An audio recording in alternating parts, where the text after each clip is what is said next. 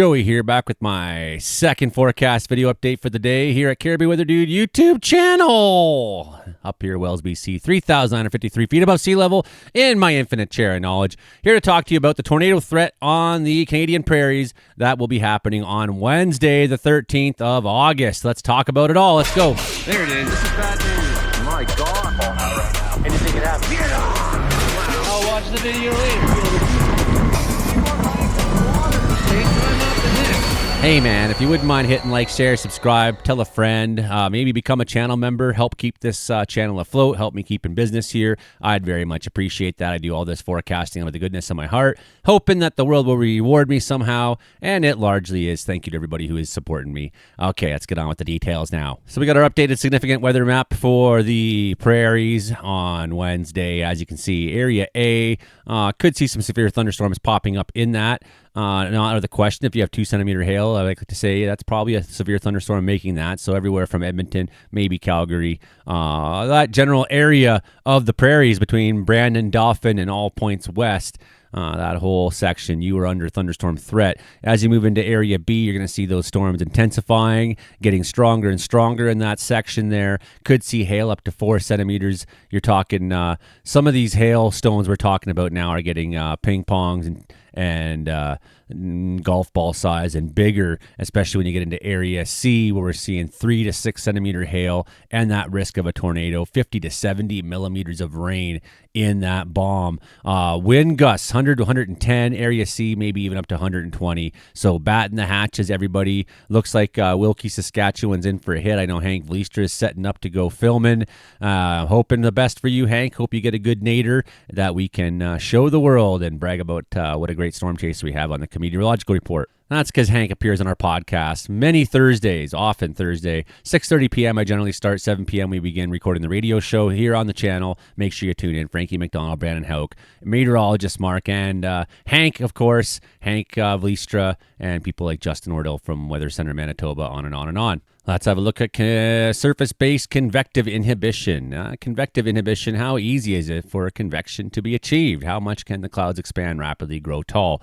As you can see, there is that risk. There is a severe thunderstorm watch in Alberta going on this afternoon. Nothing quite as crazy, though, as what we're expecting to see on Thursday. Here we go. Wednesday.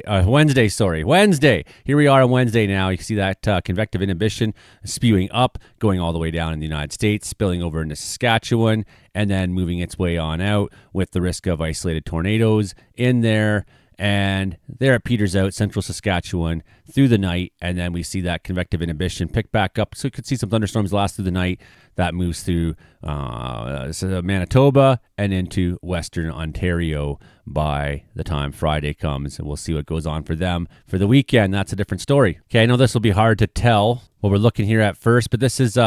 First of all, in the colors is convective available potential energy, and then we're looking at hodographs here. I'll explain in a second. You can see the Ontario border. There's the Manitoba-Saskatchewan border. Here's the Saskatchewan-Alberta border. So we're looking at hodographs. This is today's, so you can see the squiggly lines of the hodographs combined with the cape there show us where that severe potential is today. That thunderstorm potential peters out, and now we're looking at, as you can see, our hodographs kind of straighten out. Mostly everything's straight. That's mostly calm. Each color represents a different height in the sky above you, right? And the direction of wind. So this is like a compass showing you the direction the wind is going, right? So as you go up in height, well, so what that tells us about is wind shear. How interactive are the different levels? So right away you see starting off near Brooks, Alberta there, you look at this one. This hodograph's all messed up, right? You're looking at a hodograph there that predicts severe thunderstorm. These ones above it, again, you know, these are the kinds of hodographs that we're going to be watching for tornado potential. As you come to the Saskatchewan border there on the Alberta side, that hodograph's completely all messed up. You see some others here that are getting funky and whacked. And then you see on Friday, some of the hodographs all over the place, pretty squiggly there.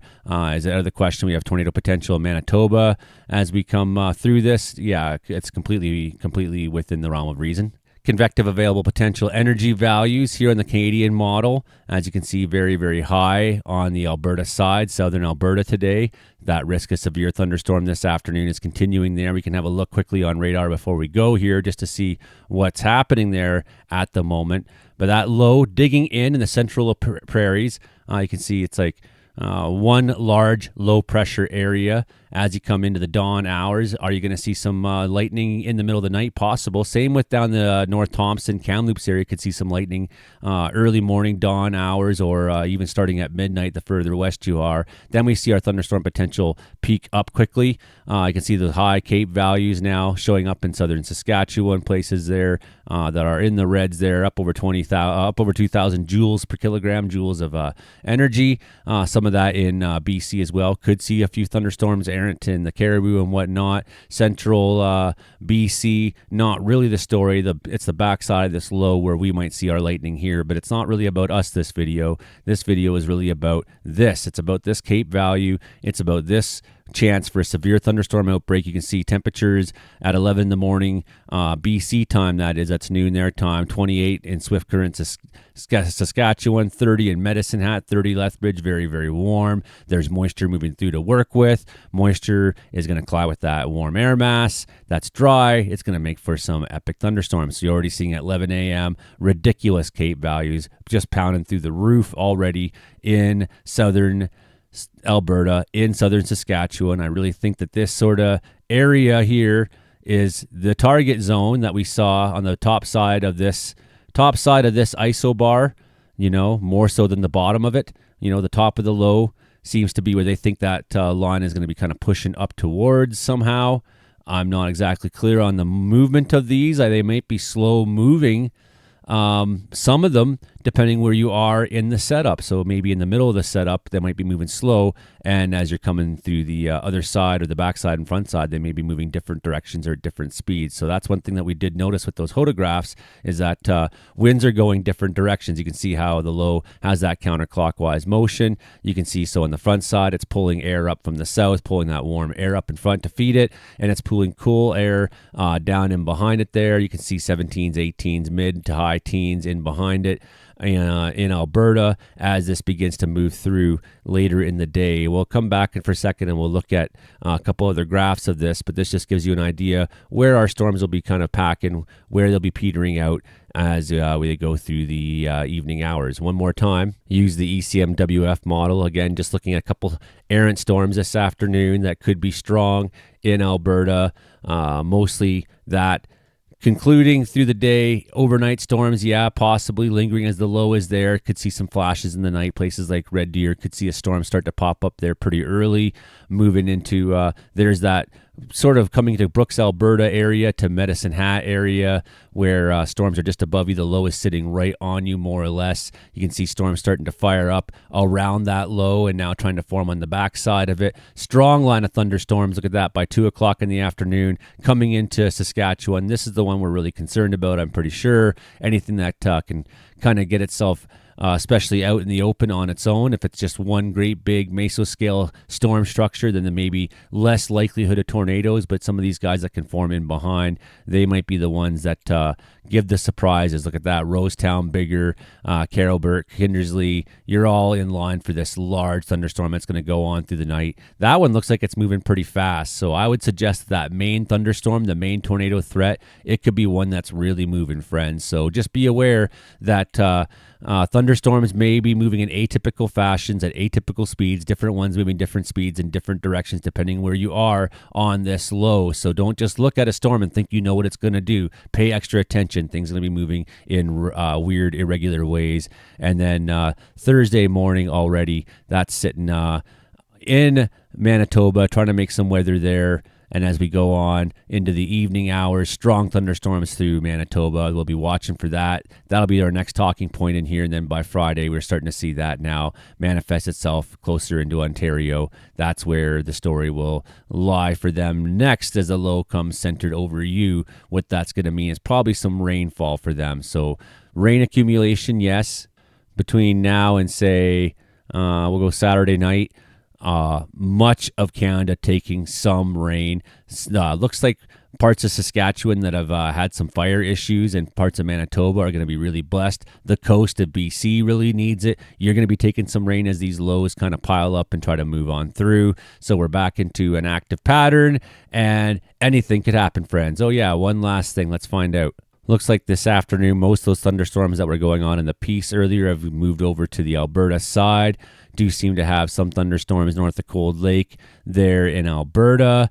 Moving into the Saskatchewan side, look at that, little bit of lightning there west of Edmonton, a little bit there near Cold Lake. A couple flashes on the screen right now. Looks like we got some storms through areas of Highway 16 corridor, more or less, in Saskatchewan. Actually, what we got here is a tornado warning. Shots fired today already. Severe thunderstorm warning. Where is it? We had a tornado warning on the board here, and it's gone now. We did have a tornado warning that was active in Canada, so that's something to watch for there. Strong thunderstorms, those ones that are north of Cold Lake, Alberta. Looks like we got a severe nug near Lodgepole, Alberta, in the foothills there to the west of Edmonton. So shots fired. These are giving us a bit of a sign of what's to come tomorrow with the weather. So stay tuned, friends. I'll try to do my best to keep you all in the know as best as I can. But what's going on Wednesday for the possible tornado touchdown that we could see somewhere? Not out of the question, especially in that one corridor near Highway 16, Saskatchewan and Alberta border. Okay, hit like, share, subscribe, become a channel member if you wouldn't mind. Donations and all that can go to Joey Only Outlaw Band at gmail.com. That's Joey Only, ONLY. Thanks, everybody. We'll talk to you soon.